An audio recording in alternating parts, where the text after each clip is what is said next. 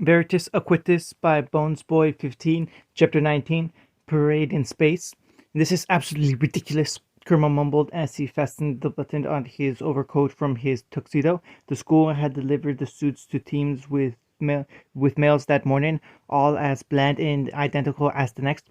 According to the accompanying instructions on the pressed and clean tux, it was a mandatory for the first portion of the dance, and those who refused to conform would suffer the wrath of Professor Goodwitch. Since they had already been punished by the librarian-like teacher, Team Knox had decided to, amazingly, follow through with the instructions. There were two saving graces to the suit. The first was that Kerma could still wear his pinleys and not get reprimanded for it. And then the second was an appropriate hole for his tail to comfortably slip through. It isn't that bad, Haku said simply as he fixed his arm cuffs. Warm brown eyes looked over at his teammate with a smirk. I know Velvet will like it. Shut it, Yuki, the faunus growled. What I would like to know is how they got our measurements, Sasuke said under his breath as he adjusted his bow tie, his brows furrowed at his inability to get the infuriating accessory straight. Yes, that is most curious, Haku agreed as he leaned against his bed. He looked to the bathroom where the team leader had vanished almost 5 minutes prior to the change. It's not like we have mandatory doctor checkups, Sasuke hummed. Well, Naruto and I did after our fight yesterday. I still can't believe you two came out relatively unscathed. Haku gave Sasuke a look. Well, Naruto I can understand. He's a bit more durable. Oh, and a shot at the pretty boy by the ambiguous one. Kurama chuckled.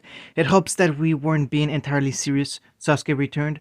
Haku gave him a look. It seemed pretty serious. Sasuke smirked lightly. Please, I was mostly bored and stressed about tonight more than anything, and since I don't have the ability of releasing that stress like I did back home, he means by having sex with his girlfriend, Kurama said in a stage whisper. Sasuke gave him a dull glare while Haku smiled lightly. I decided to fall back into old habits and antagonize the idiot. Sasuke finished, his eyes still locked on Kurama in a glare. He looked back at Haku and smirked lightly, and like the emotional dumbass he has always been, Naruto reacted accordingly. You two are arguably the strangest friends I have ever had to deal with, Haku drawled. Then you didn't have good friends. The boisterous claim was followed by the click of a door being closed. The three boys looked at their team leader, who was in the midst of straightening his jacket, before he grinned at his friends. Naruto clapped his hands together and rubbed them. So, are we ready to rock, or what?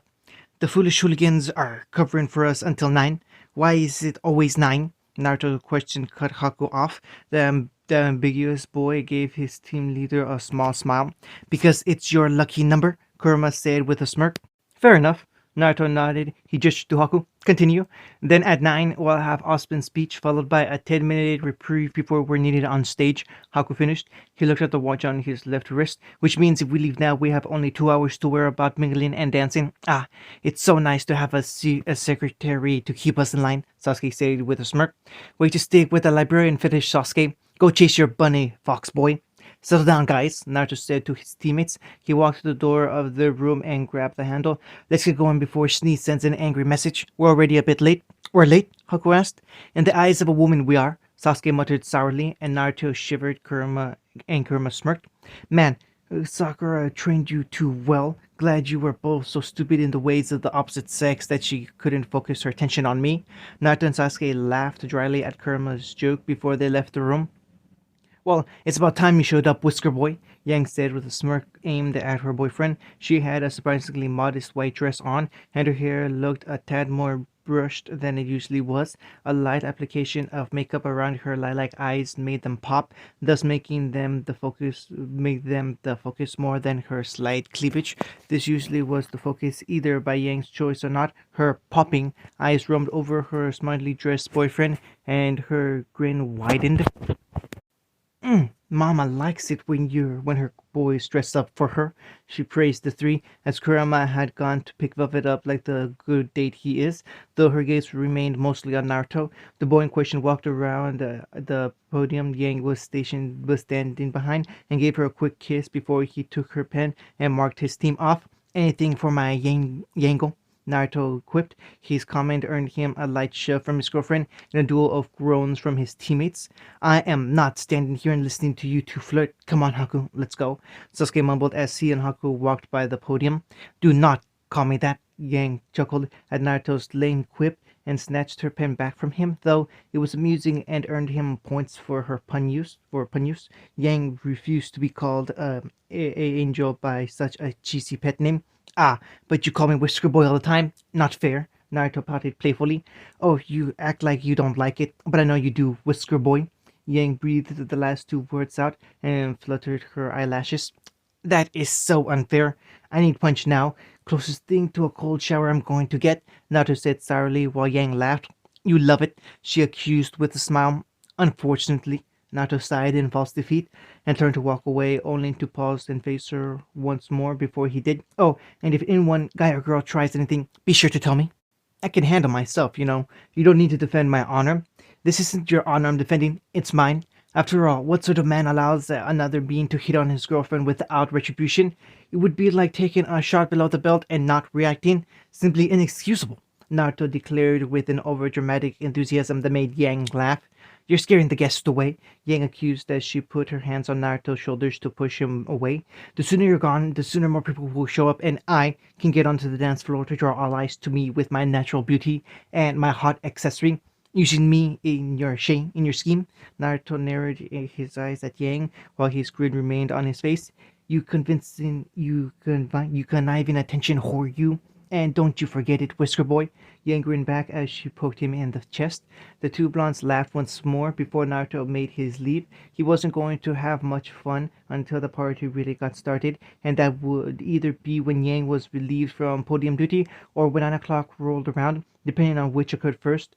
So deciding to follow through with quenching his thirst, Naruto made his way to the punch bowl. Awkwardly, hovering around the bowl was a weakling, smiling Ruby, albeit slightly, visibly more uncomfortable with each person that arrived at the ballroom.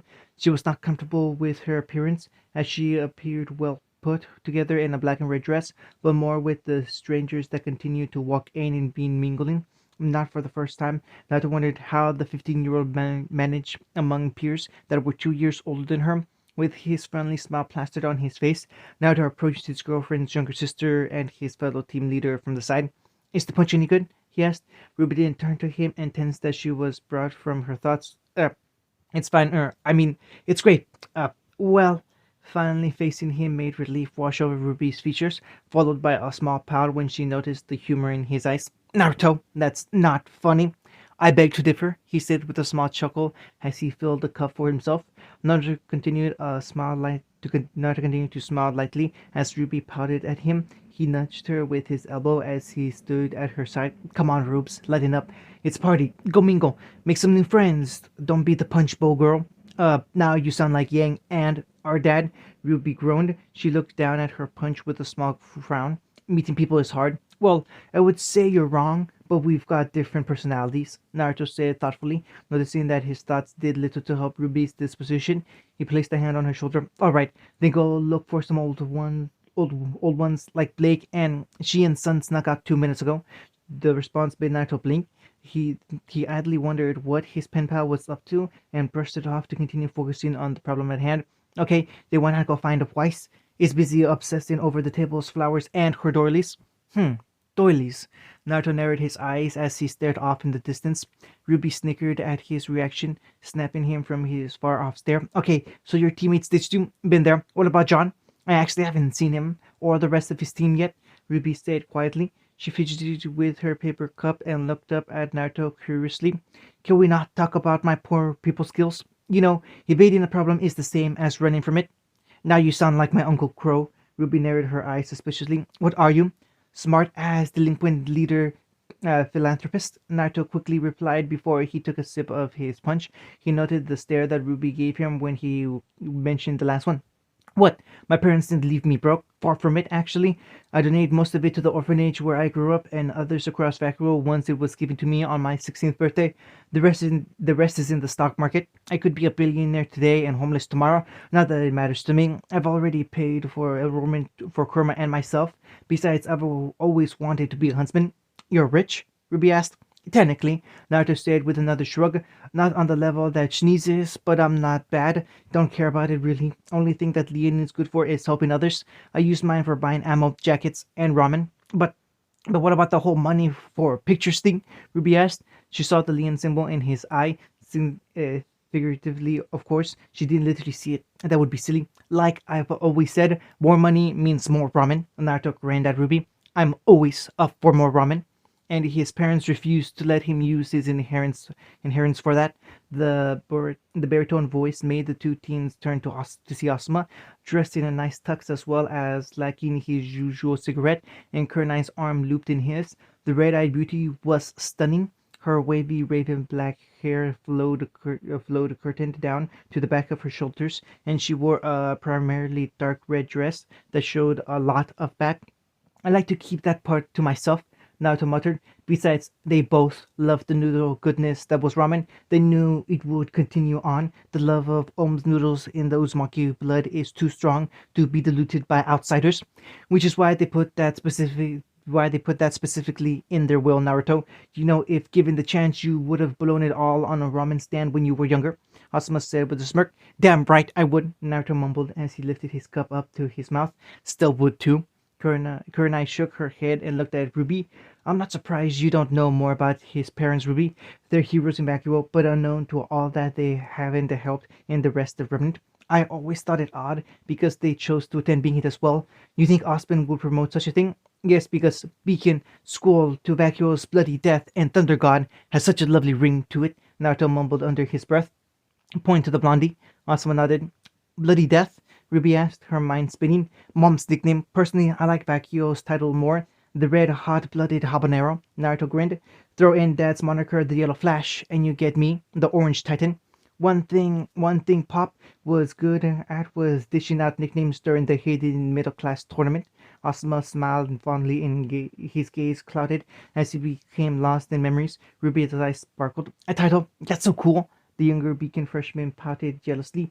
All I got in Signal were a few good grades and a ribbon for the weapon craft contest. Well, like Sun said, back here's not really a shirt and tie kind of place, Naruto said. Kurenai groaned while Asuma nodded in agreement. Don't remind me. It took me all of yesterday evening after we assured Professor Ospen that you and Sasuke wouldn't start anything. Kurenai gave Naruto a look of warning that he shrunk under slightly to convince this slug to put on his tuxedo and not smoke. I hate tuxedos almost as much as I hate the nicotine patches, Asuma grumbled and reached up to rub his arm, only for Kurenai to slap his hand away. Stupid monkey suits. Oh, it's almost as bad as doilies. Naruto glared down into his drink before he sighed. The things we do for the ladies we care for. So much sacrifice, not enough victory. Asuma nodded in agreement once again, and Kurenai gave him an amused smirk. So you would prefer to win more often? She asked. Oh, look, Pete wants a word. Asuma deflected and began to lead Kurenai away. He looked back at Naruto and Ruby with a quick wave, while Kurenai laughed. See you later, kids. And bye. Ruby waved awkwardly while Naruto snorted and took a drink from his punch. The silver-eyed girl looked back at the older teen. Why'd he do that? Professor Port is over there. It's because it was an escape tactic. I personally would have gone with the compliment to intellect method, but he might have overused it. Naruto hummed thoughtfully.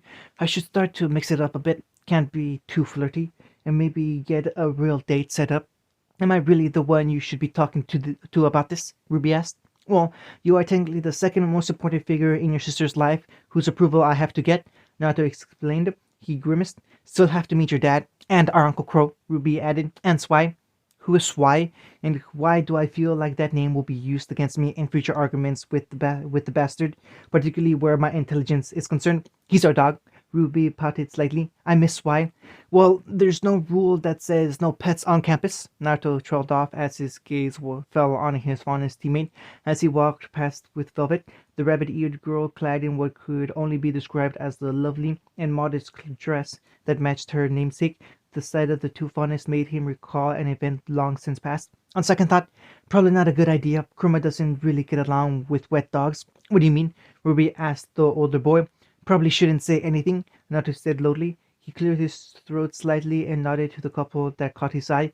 Ruby turned and smiled widely at the sight. Aw, they look so cute. I wouldn't. I withhold all opinions until Velvet manages to do what others couldn't and stick around for longer than a week. Naruto mused. The corner of his lips pulled up into a smile when Ruby looked at him. But between the two of us, I think the fox and the hare make a match. And if Velvet asks, I will give any and all help, even if it means blackmailing Kurama. A pointed finger and thumb grabbed onto Naruto's cheek in a tight pinch.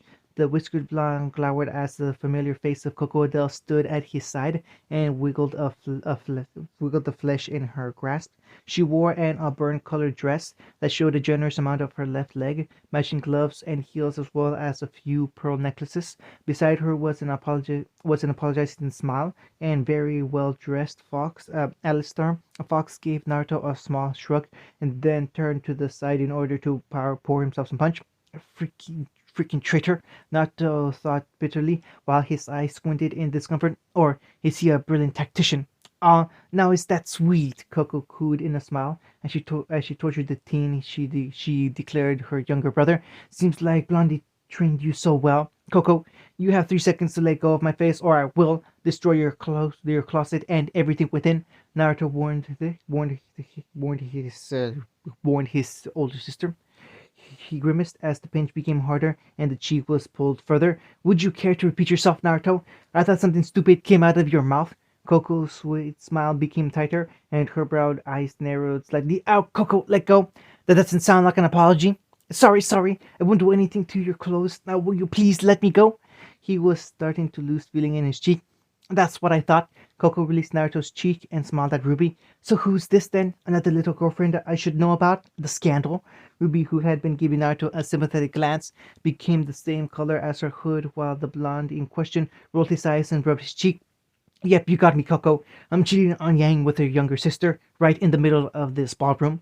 The dry manner in which Naruto spoke did little to lessen the red in Ruby's cheeks. What? No, ignore everything he's saying. Ruby frantically waved her hands in front of her. We're not. I would never. I mean, not that you're not a bad guy, but you're like Yang's. It'd be like dating my brother. Well, I can't be too sure. You know what they say, incest is. Coco's mouth was covered by Fox's hand. His white eyes closed and he sighed while Naruto tried not to laugh as Ruby's face darkened even further. Sorry. Coco, let's go dance. Fox rumbled lowly as he set his cup down and pulled his team leader slash date towards the dance floor. The brunette turned back and gave Naruto and Ruby a wink before she took the lead. I still can't figure out if they're together or not. Naruto hummed with pursed lips. His pride in his people reading skills took a huge blow at the mission. With Fox's smooth tendency and his stoic personality, it was hard to get a read on him, and Coco was usually either flirting or teasing him. Unfortunately for Naruto, it was usually the latter. What was she going to say? Ruby asked, her brows furrowed in confusion as her cheeks cooled. Huh, would you look at that? Time to go dance with Yang. Later, Rubes, try not to be the punch bowl girl. Naruto quickly walked away before he had to explain the saying to his girlfriend's younger sister. He knew that Ruby would pursue the subject until it was answered, and he noticed John on his way over, deciding to let his fellow team leader bond over their social awkwardness. Naruto was confident that it was an appropriate moment to make his escape. So you managed to develop that with your semblance just to keep your team leader in check? Scarlet, the red-haired member of Team Sun, asked Haku.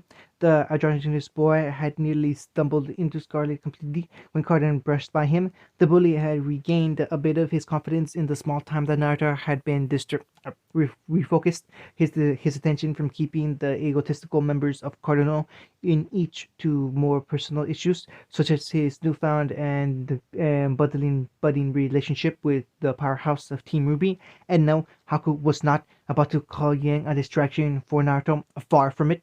Though maybe there was still a bit too much newly romance for Haku's taste. And perhaps a little less drama would be preferred, especially when it was Naruto's own fault. Then again, Haku wanted normalcy after what had occurred prior to his enrollment to Beacon, but still, was so much affection really normal between two people? Then again, Haku never had a meaningful relationship with a member of the opposite sex since his early years in school. To be young, puppy love. Thank God he grew up out of that, and just looking and had been working fine for him. It does beg the question of what type of girl Haku could be attracted to, whom he'd wish to settle down with. Banishing the thoughts of what-ifs and would-bes from his mind, Haku kept his polite smile in place as he answered the other teen's question. Well, Scarlet, wouldn't you if it meant you could have kept Sun from vanishing? Haku asked. The look on the redhead's boy face said it all, and Haku chuckled lightly. You seriously have no idea what kind of hell we were put through by our teachers when we realized he stowed away on that ship. Scarlet rubbed his face with his right hand and sent a sour one-eyed glare over to the back of Sun's head. The Faunus was ignorant of the stare, too busy laughing with Blake at something that Neptune said. The red-haired teen turned back to his androgynous acquaintance. You wouldn't be willing to share that secret power, would you? Haku laughed softly and Scarlet sighed. Didn't think so. He looked up and crossed his arms. So what prompted you to develop it? My team leader, who I cannot find and now worry he may have gotten a tad too bored. Haku scoured the guest from that familiar and hard to miss mop of unruly blonde hair to no avail. Well, wonderful. Now he had to find the lovable idiot before someone exploded and sliced or spontaneously turned purple. I had a passion for pranks. I developed the looking glass in secret at first, then showed it to my teammates, but not Naruto. He discovered it after his venture for his next prank went south. How'd it go bad? Scarlet's question made Haku lose some color in his already pale skin. His eyes glazed over slightly and a tremble went over his form. A loud laugh belonged to the hammer-wielding member of Team Juniper made Haku snap out of his stupor. In respect for the polite company and atmosphere, I'm afraid I'll have to reveal that at a later time. Haku coughed awkwardly and looked over at the punch where Ruby and John were hovering. Excuse me, Scarlet. I'm feeling a bit parched. Uh-huh. I expect to get an answer soon, Haku. Scarlet frowned slightly while the androgynous team walked away. Crap, he can act totally spy on whoever he wants. I gotta warn the others about that. Well, don't you two look cozy? Kurma frowned at his partner's approach to the table that he and Velvet had sat down at, a bit away from the rest of the dance's guests. A few students from the Atlas had gotten very close to pushing Kurma's buttons, one too many times, and Velvet, being older and wiser than her date, managed to pull him away from before a fight broke out. Granted, it wasn't because of her doubt in Kurma's abilities, but because of the effect of such an incident would tarnish Beacon's Faunus friendly reputation, but not that it was secure with Team Cardinal and biased older students still around, but the fact still stands that Beacon was still notably the Faunus friendly school. Begs the question as to why his son went to Mistral instead, doesn't it? Elsewhere, a perverted old hermit sneezed and grimaced when he looked up from his peephole to find his inspiration had snuck up behind him. Totse's grimaced as the beautiful towel-clad woman descended on him. He really shouldn't have taken the detour to the hot spring and just went straight to Ospen's silly little "let's all be friends" party. Pessimistic yet, yes, but when one was born and raised in vacuo during the warring years, pessimism was the norm. Plus, he thought as a foot rail nailed him in the jaw, could have run into Naruto by now. Catch up, kick his ass, and see if he's gotten a girlfriend yet. If yes, new material to use. If not, well, maybe he'd be up for a trip to the red light. Just not there. The face hit me in the face. Then again, maybe it doesn't. Perhaps Mrs. Wukong is simply a wise woman. Nice to see you, Sasuke. Velvet smiled at her date's teammates. Well, where's your date? Prince Charming here didn't get one. Kurama cut in with a small smirk. That's what? 2 events now that you've gone without a date since you and Sakura broke up? You're a dick, Kurama. Sasuke glowered at his partner. And you're an asshole. Kurama countered with a shrug. He smirked and arched a brow over his sunglasses. I guess we're a good pair, if a bit difficult to work together. I never said you were a huge one, nor did I say you were a loose one.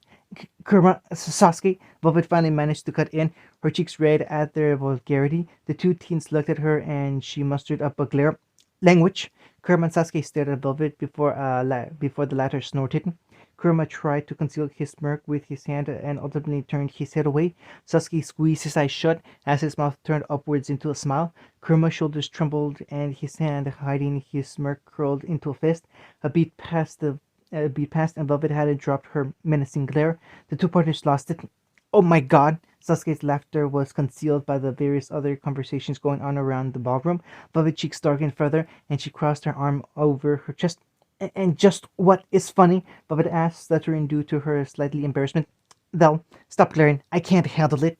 Kurama pleaded through his own laughter. You look too cute. That certainly made Velvet lose her evil eye, and her cheeks practically glowed red. She shrunk away from the laughing duo and began to fiddle with her hands. Velvet wasn't used to this much interaction with people who weren't her teammates, and cursed Coco for trying to get her to branch out. The rabbit-eared faunus did not do well in crowds or social events, especially when the social environment involved the opposite sex. Grandma thought she was cute. Was she supposed to respond, compliment him? This was why Velvet both hated and loved her team leader. Coco was adamant that she learn how to deal with boys on her own, but the problem was Velvet could barely hold a conversation with them, let alone flirt. Thankfully, her nerves were quelled when her date quickly recommended he recompose himself and placed his hand over hers. Vel, relax. Kurma smiled at her. We're not making fun of you. Well, a little, but come on. You just don't have the face for glaring. Velvet smiled back timidly, and her eyes drifted down to Kurma's hand over hers. Larger, a tad more calloused, strong, and oh, so masculine. A lot like Kurma himself. Velvet's cheeks heated up a bit. Okay, so maybe Coco left a bit of a mark on her. Her eyes quickly looked back up to Kurma's sunglasses. Damn thing has made it hard to tell where he was looking, and the fact that that didn't make Velvet angry or annoyed was in itself an annoying and a tad bit worrying. She could see the faint outline of his pupil locked with hers. His hand tightened slowly over hers, and her smile became a bit braver. I swear to God, if you start to call each other cutesy nicknames, I'm going to puke. Sasuke's amused comment broke the faunus' locked gaze. Kurama turned and audibly growled at him. Velvet was surprised when she noted that his cheeks were a tad pink. He's so cute when he's flustered. The stray thought was quick as it went through Velvet's head, but it was not argued with. The rabbit-eared girl gained a small, quick pout when Kurama's hand retreated from hers. I'll give you something to puke over. Velvet sighed and watched with an amused smile as the two friends began another banter. Her cheeks heated only slightly due to their vulgarity, but thankfully it was not as embarrassing as the last. Velvet heard a soft whistle to her left and glanced away, her eyes quickly finding the source of the sound in her team leader. Coco winked at her before she looked back at Fox while they danced together to the music. Yeah, well, at least I've got a dance partner. Kurama's growl brought Velvet's attention back to him and Sasuke. Her hand was taken in his again, though a firm gripper it was, still done gently, and he rose. His attention turned to her. Dance? Whatever Sasuke said must have really ruffled his feathers if he had to ask crudely. Then again, her date was younger, and quite possibly just as inexperienced in this sort of interaction as she was. The faint blush still present in Kurama's cheek confirmed Velvet's theory, and she rose with him, a smile on her face as she did. Sure. A few hours had passed, and the clock had finally struck 9. Naruto regretfully left Yang's side when Haku appeared next to them. When Osman began his speech, it was regrettable only due to the fact that the buxom minx had managed to tease him into a blush. She caught him off guard with a very suggestive innuendo, and he'd been unable to get her back for it. Yet, a prankster's war never ends, especially when it is conducted with a significant other who also part prankster in the art of vengeful slash humiliating surprise. Can I have 5 minutes? I need 5 minutes to get payback. Naruto hissed as he and Haku met up with Sasuke and Kurama backstage. Freaking Osming cut me off and my line was going to make her knees weak. Was it the arms heavy spaghetti bit? Sasuke asked. Kurama groaned and Naruto grinned confidently while Haku looked between them in confusion. Do I want to? No. Trust me. Kurama held his hand up and shook his head. It's not worth it. I don't even know how it works, but good God, does it work? I was going to use the talented tongue and magic fingers line, Naruto said. He rubbed his chin thoughtfully. But now that I think about it, maybe the arm spaghetti line is better, considering my adversary's own talented tongue. Too much information, way too much. Sasuke groaned as he began to undress. Kurama and Haku doing the same. Naruto shrugged in return and did the same as the rest of his team. They hung their jackets on the rack nearby and revealed that underneath the dress shirts and pants was another layer of clothing. Naruto wore, naturally, an orange muscle shirt, with Kurama also donning a muscle shirt, though he wore neon pink. The faunus wore it in stride, since it wasn't a terrible color for a male to wear, and he was comfortable enough with his masculinity to wear it. Sasuke and Haku both had neck long sleeves, with the former's neon blue and the latter's neon green. Thankfully, the shirts were not just the bright color and had some dark patches to them. Naruto and Kurama both had grayish bars up their sides and around their necks, while Haku and Sasuke had black designs strewn throughout the shirts. Beneath the dress pants were jeans, skinny in Sasuke's case and ripped as well as vandalized in Naruto's, that were massively hidden by the four boys. Changing out of the dress shoes were a must, though, since none of the four were comfortable in the damned toe constricting things. Damn, we look stupid. Kurama chuckled as he looked over himself and the rest of his team. Then again, considering who thought this up, hey, it fits the song, man. Besides, people could always use more color in their life. Naruto grinned. He grinned wider if possible as Ospin wrapped his monologue up. Sometimes. Showtime. Well, if we can't beat him, might as well kick his ass afterwards, Sasuke suggested. Fair enough. At least my eyes are concealed. Some of my identity is protected. Fuck you, Kurama. Pass, but thanks for the offer, Sasuke. Shut up, we're on. Naruto walked through the curtain with Haku behind him as the DJs dimmed the lights. Murmurs broke through the crowd as the four teammates got situated on the stage. Once the DJs relocated themselves a bit to the back, at Naruto's signal, the lights slowly came back on, but multicolored and reflecting off the icy white theme that Wise had originally planned. It looked like a kaleidoscope had engulfed the ballroom. Hello, ladies, gentlemen, faunus, and human alike. Naruto greeted the crowd boisterously from where he stood center stage behind a large keyboard. Sasuke was making a final adjustment to his bass on the left. Kurama gave his guitar a few test drums on the right, and Haku was looking over his drumstick behind them.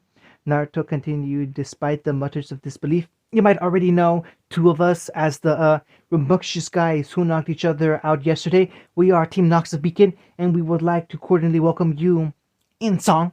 Stares were given to them, and Naruto chuckled. I'm kidding. This is just something we whipped up before we hired the foolish fools, who, by the way, are local, I think. Naruto looked at the helmet duo. Come on, take the helmets off. They shook their heads. Well, can't say I didn't try. Naruto turned back to the crowd as scattered laughter filled the air. He smiled. Well, we don't want to take up too much time. That's just a couple of guys being idiots. So, hope you enjoy it.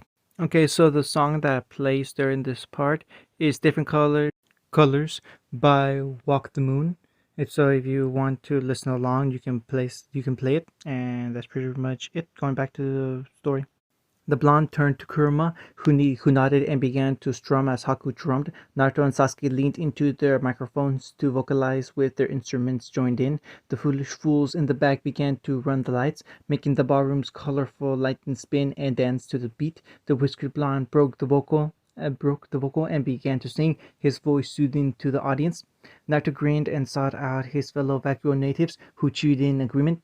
Naruto and Kurama stopped playing while Haku and Sasuke continued. The whiskered blonde brought his microphone closer and pointed out at the audience. Naruto's eyes shut as his finger shot out over to Sasuke. Naruto and Kurama joined the back in as the blonde and Sasuke sang the next bit together. The lights began to flash through the four primary colors Team Nox currently wore. The individuals in the crowd didn't know when they started to dance, and they didn't care. The music was good, and the 14s were obviously enjoying themselves, making it an even more fun experience for the crowd. Sasuke backed away from his mic as Naruto continued, the two dancing as they played. Naruto pulled back and took a brief millisecond to take in the crowd's joy and the good atmosphere before he went on to the next verse with a smile on his face. A holographic image of the White Fang and the Fourth War symbols appeared beside Naruto. Naruto stopped playing once again and held his hands out to the ballroom. The whiskered blonde's hands rose up and then came back down to the keyboards. Students from across the four kingdoms were clapping and dancing together, showing his words rang true. Asuma and Kurenai whistled and cheered from their place in the back, while guys sobbed into a laughing Oap's shoulder as Sun had dragged Blake into the crowd of dancers, and two fawns smiling wildly together. Naruto had to do a double take when he saw John and Pyrrha dancing together, with the former in a dress that he got from who knows where. Ren and Nora joined in, and a circle formed around the team as they danced together. His smile still in place, Naruto began the chorus once more with Sasuke. Naruto grinned and pointed up as he and the crowd unshamingly shouted, "Sing!" Naruto, Sasuke, Haku, and the dance attendants sang together. The music dwindled slightly, and Kurama took hold of his microphone. For every action, there must be an equal and opposite action. His words echoed at the will of the foolish fools, and the holographic symbols of the terrorist cells clashed together to explode in a rain of sparks. The lights died down, and Kurama backed away from his mic as Naruto detached his from the stand. Naruto's voice was soft, and the crowd focused on him as he walked to the edge and crouched. The eyes looked through the many faces, lights up as they fell on the new familiar ones he knew. The whiskered blonde slowly rose up from his crotch, his grin slowly returning from the beat and lights. The music ceased entirely as Naruto stood upright and faced the crowd with the mic in hand. The mic was held out to the audience, and to the lead's growing joy, they didn't disappoint him.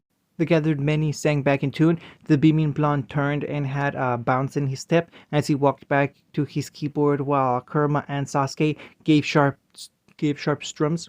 Naruto reattached his mic quickly and effectively before the four boys started the chorus back up, each singing into a microphone while the foolish fools made the lights dance once more.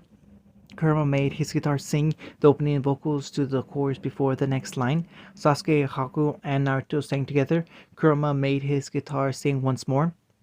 Sasuke shook his head as he sang over the chorus. The three others continued. Naruto finished the lyrics and the music faded away, accompanied by a whammy insert by Kurama. The attendants these absolutely loved it. Whistles, cheers, and applauses filled the room. Team Nox shared grins or beamed a smile in Naruto's case with one another before they turned back to the audience and bowed as one. Naruto grabbed his mic and pointed over at the duos of DJs. "Give it up for the foolish fools!" He and his team began to clap along with the large crowd of formally dressed teenagers. More applause came from the audience as the DJs bowed slightly and then pointed back at Naruto. Naruto pointed back at them. "Without their expert help, we probably would have messed this up, considering the fight yesterday and the fact we only got that one song ready. Let me just say that I'm so relieved Professor Osmond had a good taste in music. Not bad for an old guy, right?" The crowd laughed slightly, and Weekend's headmaster chuckled into a cup of tea. "Thank you. Now we have to go get all dressed up again. My vacuole bros know what I'm talking about." Naruto grinned over at the mishmatched, barely admissively well-dressed group of teens who hooted and hollered when he singled them out. He laughed and said three more words before he and his team disappeared backstage.